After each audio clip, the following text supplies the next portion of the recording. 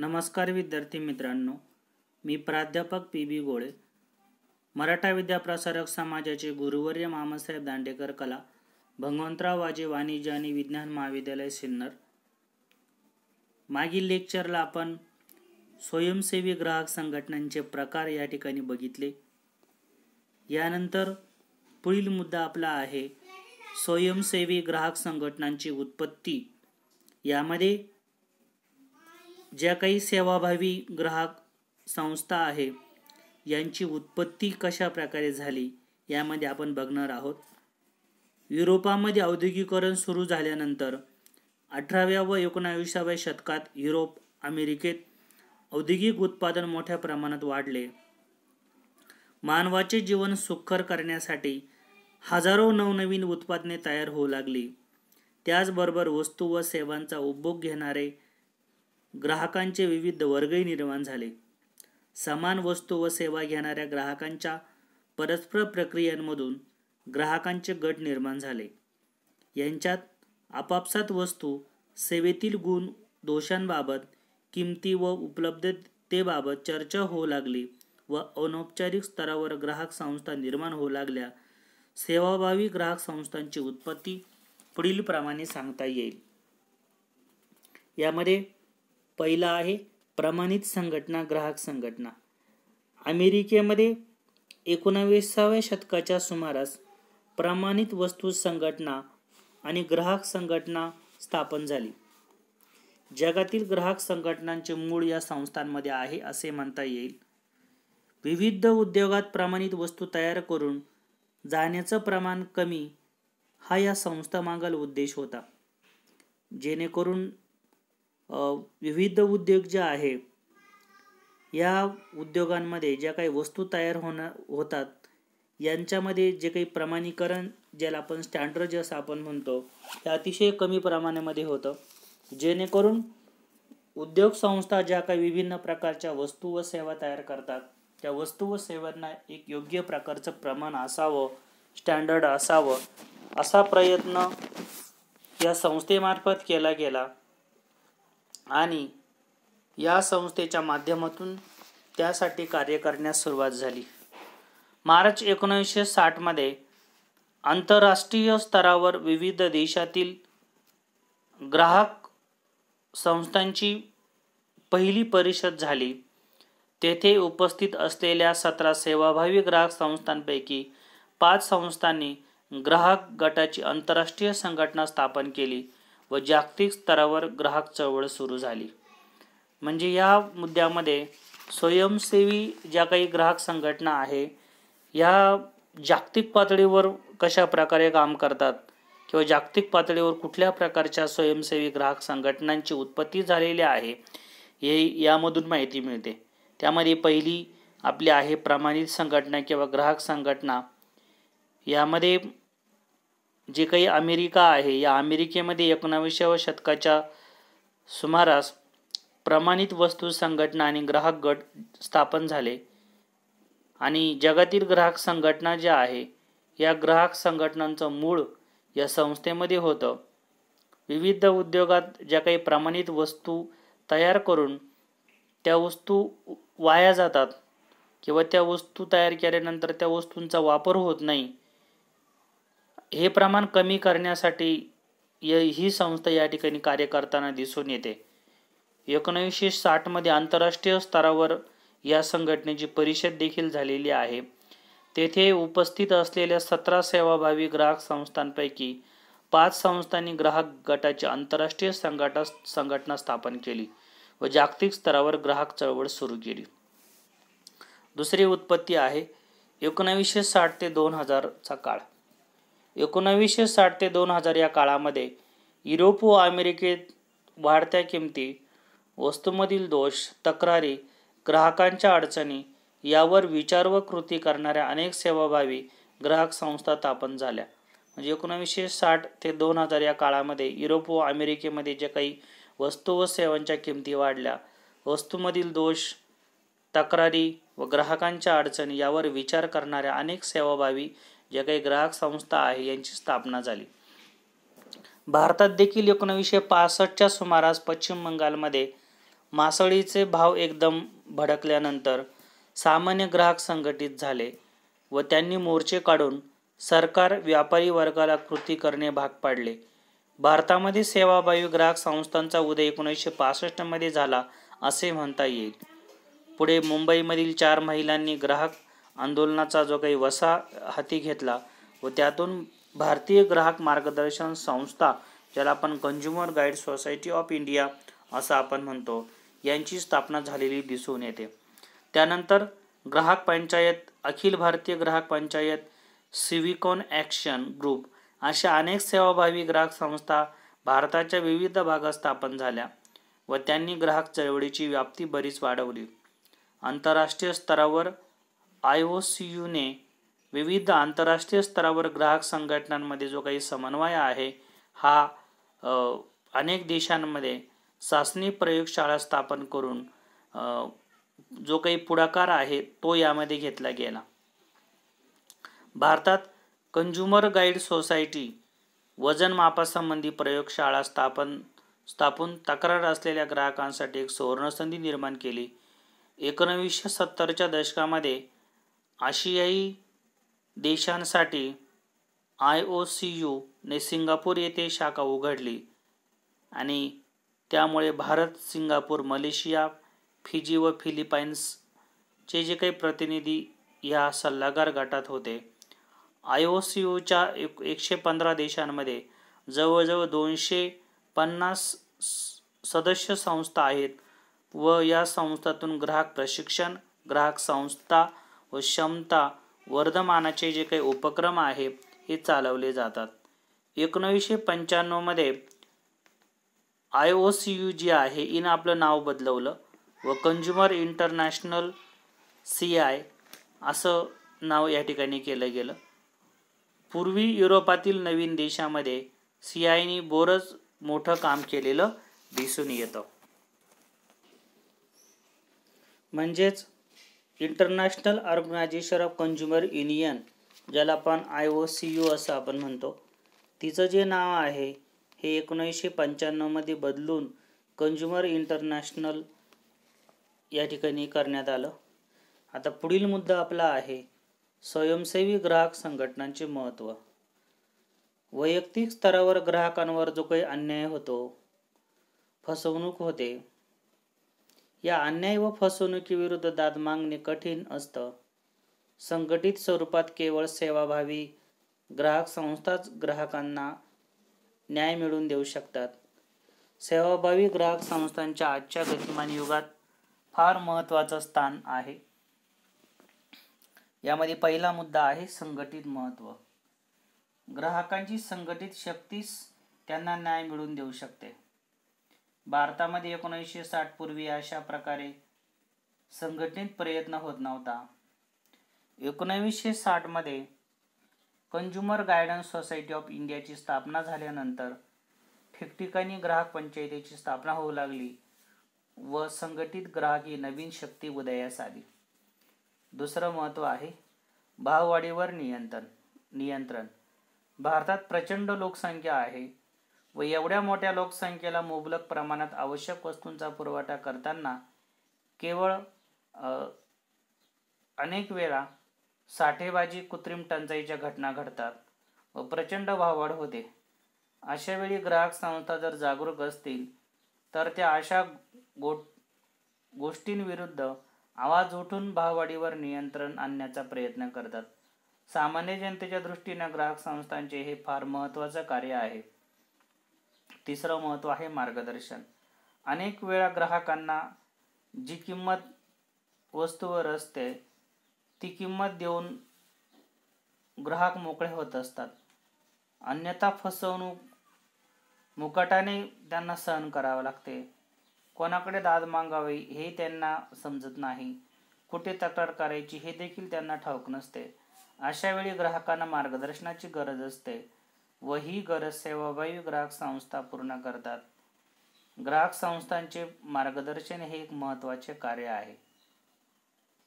चौथं महत्त्व आहे ग्राहक शिक्षणासाठी प्रयत्न. अनेक सेवाभावी संस्था ग्राहकांचे हक्क, अधिकार, तक्रारी निवारण आणि वस्तू व सेवांचे प्रमाणीकरण याबाबत ग्राहकांसाठी खास शिक्षण कार्यक्रम आयोजित करतात. हे शिक्षण ग्राहक जागृतीच्या दृष्टीने अत्यंत महत्त्वाचे असते. समाजातील अत्यंत गरीब वर्गापासून उच्चस्तरीय ग्राहकांपर्यंत कुठल्या ना कुठल्या पातळीवर ग्राहक शिक्षणाची गरज भासत असते. ग्राहक संस्थांकडून ही जी काही गरज आहे ही पूर्ण होते. पुढील 5वा मुद्दा आपला आहे लोकशाही टिकून ठेवणं. कुठल्याही समर्थ लोकशाहीचा कणा म्हणजे हक्काची जाणीव असणारा जागृत ग्राहक वर्ग होय. ग्राहक सेवा अप्रत्यक्षपणे लोकशाही जिवंत ठेवण्याचं कार्य करतात. ग्राहकांची आवड निवड जपली जाणे म्हणजे व्यक्ती स्वातंत्र्याचं एका प्रकारे प्रकटीकरण करणे होय. व्यक्ती स्वातंत्र्य हे लोकशाहीचे एक मूलभूत तत्व आहे. म्हणजेच पर्यायाने ग्राहक चळवळ आणि ग्राहक संस्था लोकशाही बळकट करण्यास मदत करतात. तुम्हाला लोकशाही टिकून ठेवण्याचं जे काही काम आहे हे ग्राहक चळवळीच्या माध्यमातून या ठिकाणी होत असतं. कारण की ग्राहक जर संघटित असले आणि ग्राहकांनी आपल्या जे काही जबाबदाऱ्या असतील किंवा जे काही वस्तू सेवेपासून होणारे जे काही पिळवणूक असेल ही थांबवण्यासाठी जो काही संघटित प्रयत्न केला, यामुळे लोकशाही टिकून राहण्याचं जे काही महत्त्वाचं काम आहे या ठिकाणी होत असतं. पुढील मुद्दा आपला आहे स्वयंसेवी ग्राहक संघटनांचे कार्य. ज्या काही आपण 5 प्रकारच्या स्वयंसेवी ग्राहक संघटना बघितल्या किंवा जागतिक स्तरावर देखील जागतिक पातळीवर ज्या काही अनेक प्रकारच्या ग्राहक संघटना कार्य करतात किंवा सेवा देतात, त्या कुठल्या प्रकारचं कार्य करतात ते आपण यामध्ये बघणार आहोत. त्यामध्ये पहिलं आहे नित्य उपयोगी आवश्यक वस्तूंचा पुरवठा. ग्राहक सेवा संघटना आपापल्या कार्यक्षेत्रामध्ये सर्वसामान्य जनतेला लागणाऱ्या वस्तूंचा पुरवठा रास्त किमतीला व योग्य प्रमाणात होत आहे का याकडे लक्ष पुरवतात. जेणेकरून जे काही आपलं कार्यक्षेत्र आहे, ज्या ठिकाणी जी ग्राहक संघटना काम करते त्या ठिकाणी ज्या काही वस्तू आहे ह्या योग्य किमतीला व योग्य प्रमाणामध्ये पुरवल्या जातात का याकडे लक्ष देण्याचं काम ग्राहक संघटना करतात. ज्या ठिकाणी वस्तूंची कमतरता असेल तेथे व्यापारी वर्गाला किंवा संबंधित खात्याला त्या टंचाईची अतिरिक्त भावाची दखल घेऊ योग्य कृती करण्यासाठी पाठपुरावा करतात. म्हणजे काय होतं की कधी वस्तूची कृत्रिम टंचाई निर्माण केली जाते. कृत्रिम टंचाई निर्माण करून त्या भागातील व्यापारी किंवा जर वस्तू जर सरकारी पातळीवरच्या असतील तर सरकारी माध्यमातून देखील कधी अशा वस्तूची किंमत वाढवण्याचा प्रयत्न केला जातो. परंतु अशी टंचाई निर्माण होऊ नये व टंचाई निर्माण झाल्यास वस्तूच्या किमती वाढवू नये यासाठी ग्राहक संघटना काम करताना दिसून येतात. दुसरं कार्य आहे विविध वस्तू सेवांची प्रमाणे व मानके. ग्राहक संस्था नेहमीच लागणाऱ्या वस्तू उपकरणांची प्रमाणे मानके जवळ ठेवतात व त्याविषयी ग्राहकांना मार्गदर्शन करतात. काही प्रमाणात सेवाभावी संस्थांकडे साहित्य उपकरणांची तपासणी करण्यासाठी साधने व प्रयोगशाळाही असतात. नाममात्र शुल्क आकारून ग्राहकांनी आणून दिलेल्या नमुन्याची तपासणी करून अहवाल या ठिकाणी दिला जातो. निकृष्ट व दोषमुक्त वस्तूंपासून ग्राहकांचं संरक्षण व्हावं हा या प्रयत्नामागील हेतू असतो. म्हणजे यामध्ये असं आहे की विविध वस्तू व सेवा ज्यावेळेस विक्रेते ग्राहकांना विकतात त्यावेळेस त्यांचं विशिष्ट प्रमाण असावं, ज्याला आपण स्टँडर्ड असं आपण म्हणतो. स्टँडर्डचे प्रकार आपण मागील लेक्चरमध्ये बघितलेले आहेत की यामध्ये ISI आहे, नंतर ॲग्रोमार्क आहे, हॉलमार्क आहे. हे जे काही स्टँडर्ड जी प्रमाणं आहेत ही त्या वस्तूंनी जर वापरली तर त्या वस्तूच्या गुणवत्तेची हमी या स्टँडर्डच्या माध्यमातून मिळताना आपल्याला दिसून येते. किंवा एखाद्या वस्तूपासून काही ग्राहकाचं नुकसान होत असेल तर त्या वस्तूचं जे काही नुकसान आहे ते भरून काढण्यासाठी या ठिकाणी पुरावा सादर करावा लागतो. त्यावेळेस प्रयोगशाळेमध्ये अशा वस्तूंची जी काही चाचणी आहे ही चाचणी करून अहवाल प्राप्त करून देण्याचं काम या ग्राहक संस्थांच्या माध्यमातून केला जातो. तिसरं ग्राहक संघटनेचं कार्य आहे ग्राहकांच्या वतीने तक्रार दाखल करणं. बऱ्याच वेळात वैयक्तिक स्तरावर ग्राहक तक्रार दाखल करण्यास अडचणी येतात व अनेकदा व्यक्तिगत तक्रारीची दखलही घेतली जात नाही. अशा वेळी संबंधित ग्राहक संघटनांकडून योग्य त्या तक्रार निवारण मंचाकडे योग्य प्रकारे तक्रार दाखल केली जाते व तिचे निराकरण करण्यासाठी संस्थेकडून पाठपुरावा देखील केला जातो. ही बऱ्याच वेळेस जे काही ग्राहक वर्ग असतात यांना तक्रार दाखल करण्यासाठी काही अडचण आली किंवा तक्रार मंचाकडे योग्य प्रकारे त्याची दखल घेतली नाही तर याचं निराकरण करण्यासाठी ग्राहक मंच या ठिकाणी मदत करताना दिसून येतो. त्यानंतर चौथा आहे भेसळी विरुद्ध अनिष्ट प्रथांविरुद्ध आंदोलन. ग्राहक संघटनांकडून अन्नधान्यामध्ये किंवा वस्तू व सेवांमध्ये जी काही भेसळ होते किंवा व्यापाऱ्यांच्या अनिष्ट प्रश्नाबद्दल आवाज उठवला जातो त्याची दखल घेऊन सरकारला किंवा संबंधित व्यापारी वर्ग संघाला भाग पडते. पुढचा पाचवा आहे ग्राहक शिक्षण. ग्राहक अनेक बाबतीत अन्नभिन्न असतो, आज्ञाभिन्न असतो. त्यातून आपले हक्क अधिकार ठाऊक नसतात. ज्याला आपल्या वेगवेगळ्या फसवणुकीची माहिती नसते असे ग्राहक नेहमीच वेगवेगळ्या संकटामध्ये सापडू शकतात.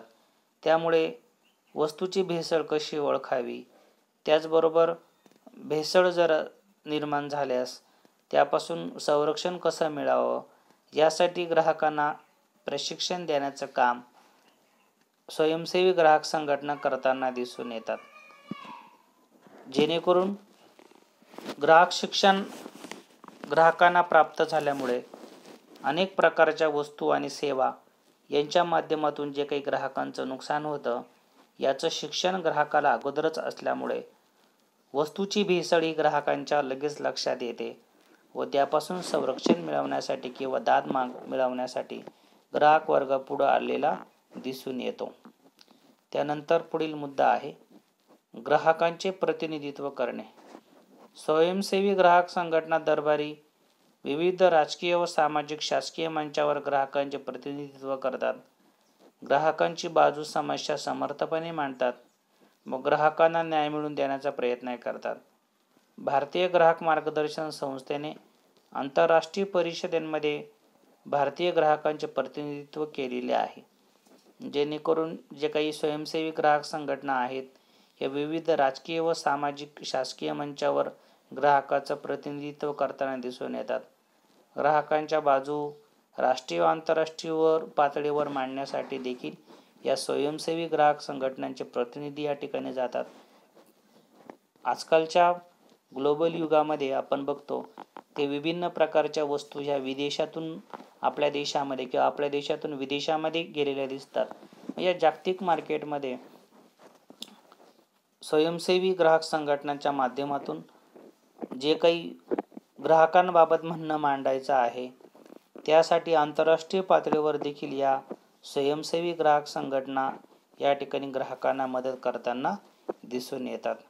त्यानंतर सातवा मुद्दा आहे लोकशाही मूल्यांचं रक्षण. सेवाभावी संस्थांमुळे ग्राहकांना व्यक्ती व विचार स्वातंत्र्य हे घटनेने दिलेले मूलभूत हक्क व्यक्त करण्यासाठी एक साधन प्राप्त होते. ग्राहक या सेवाभावी संस्थांच्या माध्यमातून आपल्या आवडीनिवडींना बाधा आणणाऱ्या प्रश्नांविषयी आवाज उठवू शकतो. म्हणजे सेवाभावी संस्था एका प्रकारे लोकशाही मूल्यांचं जतन करत असतात. जे काही लोकशाही मूल्य आहे की प्रत्येक व्यक्तीला आपले विचार मांडण्याचं विचार स्वातंत्र्य आहे, हा अधिकार घटनेने ग्राहकांना प्राप्त करून दिलेला आहे. जेणेकरून या सेवाभावी ज्या संस्था ज्या आहेत या ग्राहकांच्या आवडीनिवडी ज्या असतील किंवा अनेक प्रकारचे जे काही प्रश्न असतील या प्रश्नांची सोडवणूक करण्यासाठी ग्राहकांना मदत करत असतात. सहकार तत्वांचा ग्राहकांना फायदा करून देणं. आठवा मुद्दा आपला आहे सहकार तत्वांचा ग्राहकांना फायदा प्राप्त करून देणं. अनेक सेवाभावी ग्राहक संस्थांकडून सहकारी तत्वावर खरेदी विक्रीचे जे संघ आहे हे चालवले जातात. जेणेकरून ना नफा ना तोटा या तत्वावर चालवलेल्या या सहकारी संस्थांतून ग्राहकांना अनेक आवश्यक वस्तू माफक भावात उपलब्ध करून देणे हे या उपक्रमाचं उद्दिष्ट असतं. की जेणेकरून काही वस्तू व सेवांची किंमत खूप जास्त असते किंवा काही वस्तू व सेवा दुर्मिळ असतात. अशा परिस्थितीमध्ये ज्या काही ग्राहक संघटना असतात, या ग्राहक संघटना अशा एकत्र पातळीवर काही ग्राहक संघटना किंवा काही ग्राहक एकत्र येऊन एकत्रितपणे ना नफा न तोटा तत्त्वावर वस्तू खरेदी करतात व त्याची जी काही वाटणी आहे ही संबंधित सदस्य ग्राहकांना यामध्ये केली जाते, जेणेकरून सहकार तत्त्वाच्या माध्यमातून जे ग्राहक आहे या ग्राहकांना एक वेगळ्या प्रकारची सेवा उपलब्ध करून देण्याचं काम या माध्यमातून केलं जातं. पुढील लेक्चरला बघूया. धन्यवाद.